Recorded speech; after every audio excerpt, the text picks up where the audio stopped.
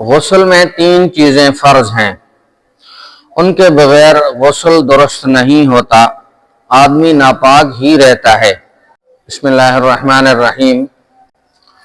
عبید اللہ صاحب سوال کرتے ہیں کہ غسل کا طریقہ کیا ہے؟ اس طرح کلی کرنا کہ سارے منہ میں پانی پہنچ جائے، ناک میں پانی ڈالنا جہاں تک ناک نرم ہے، اور سارے بدن پر پانی پہنچانا، یہ 3 چیزیں فرض ہیں۔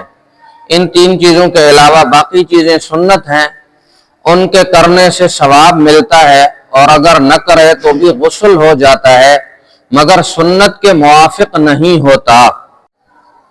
غسل کرنے والے کو چاہیے کہ پہلے دونوں ہاتھ دھوئے، استنجے کی جگہ دھوئے، ہاتھ اور استنجے کی جگہ پر نجاست ہو تب بھی دھوئے، اور نہ ہو تب بھی ہر حال میں ان دونوں کو پہلے دھونا چاہیے۔ پھر جہاں بدن پر نجاست لگی ہو اسے پاک کرے، وضو کرے۔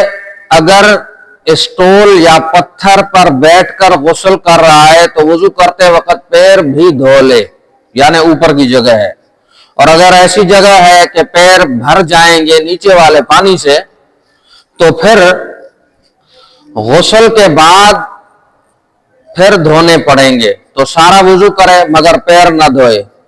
جیسے آج کل واش روم اس طرح کے بنے ہیں کہ پانی جیسے ہی بندہ نہاتا ہے تو پانی سارا چلا جاتا ہے، تو ایسے حال میں پیر دھونا پڑیں گے۔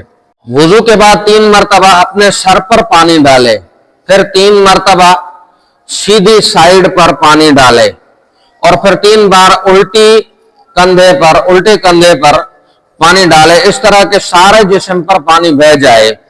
1 مرتبہ پانی بہانے کے بعد پہلے سارے جسم پر اچھی طرح ہاتھ پھیر لے، پھر دوسری بار پانی بہائے تاکہ سب جگہ اچھی طرح پانی پہنچ جائے، کہیں سوکھا نہ رہے۔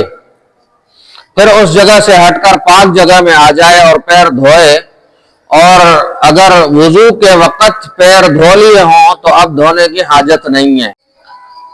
اس طرح غسل مکمل ہو جائے۔ مذکورہ اب وہ چیزیں بیان کی جا رہی ہیں جن کا غسل کرتے وقت خیال رکھنا ازحد ضروری ہے۔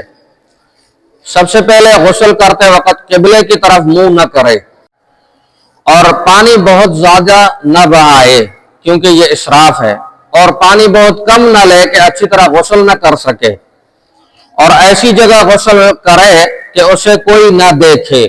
غسل کرتے وقت باتیں نہ کرے۔ غسل کے بعد کسی کپڑے سے اپنا بدن پونچھ ڈالے۔ بدن ڈھکنے میں بہت جلدی کرے، یہاں تک کہ اگر وضو کرتے وقت پیر نہ دھوئے ہوں تو غسل کی جگہ سے ہٹ کر پہلے بدن کو ڈھانپے پھر پیر دھوئے۔ اگر تنہائی کی جگہ ہو یا ایسی جگہ جہاں آج کل غسل خانے ہیں، دروازہ بندہ بند کر لیتا ہے تو کسی کی نظر نہیں جاتی، تو پھر تو درست ہے۔ چاہے کھڑے ہو کر نہائے یا بیٹھ کر، لیکن بیٹھ کر نہانا بہتر ہے کیونکہ اس میں پردہ بہت زیادہ ہے۔ نہاتے وقت زبان سے کلمہ یا کوئی دعا نہ پڑے۔ اگر غسل کے بعد یاد آئے کہ فلاں جگہ سوکھی رہ گئی ہے تو پھر سے نہانا واجب نہیں، بلکہ جہاں جگہ سوکھی رہ گئی ہے اسے ہاتھ پھیرنا کافی نہیں، بلکہ پانی کچھ اس جگہ پر ڈال کر اسے دھو ڈالے۔ اور اگر کلی کرنا بھول گیا ہو تو اب کلی کر لے۔ اگر ناک میں پانی نہ ڈالا ہو تو اب ڈال لے۔ غرض کہ جو چیز رہ گئی ہو اب اس کو کر لے، نئے سرے سے غسل کرنے کی ضرورت نہیں ہے۔ سر کے سب بال بھگونا اور سارے جڑوں میں پانی پہنچانا فرض ہے۔ اگر ایک بال بھی سوکھا رہ گیا یا ایک بال کی جڑ میں پانی نہ پہنچا تو غسل نہیں ہوگا۔ خواتین کے بال اگر گندھے ہوئے ہوں تو بالوں کو بھگونا معاف ہے، لیکن سب جڑوں میں پانی پہنچانا فرض ہے۔ ایک جڑ بھی سوکھی رہ گئی غسل نہیں ہوگا۔ اور اگر بال بغیر کھولے سب جڑوں میں پانی نہ پہنچ سکے تو بال کھول لے اور بالوں کو بھی بھگو دے۔ انگوٹھی، چھلے وغیرہ بہتر ہے کہ اتار کر غسل کرے۔ البتہ اگر انگوٹھی چھلے پہنے ہو تو انہیں خوب ہلا لے تاکہ پانی سوراخوں میں اچھے طریقے سے پہنچ جائے۔ اسی طرح خواتین نتھ اور بالیوں کو خوب ہلائیں اور اگر بالیاں نہ پہنی ہو تب بھی سوراخوں میں پانی ڈال لیں، ایسا نہ ہو کہ پانی نہ پہنچے اور غسل نہ ہو۔ کان اور ناک میں بھی خیال کر کے پانی پہنچایا جائے، پانی نہ پہنچے گا تو غسل نہ ہوگا۔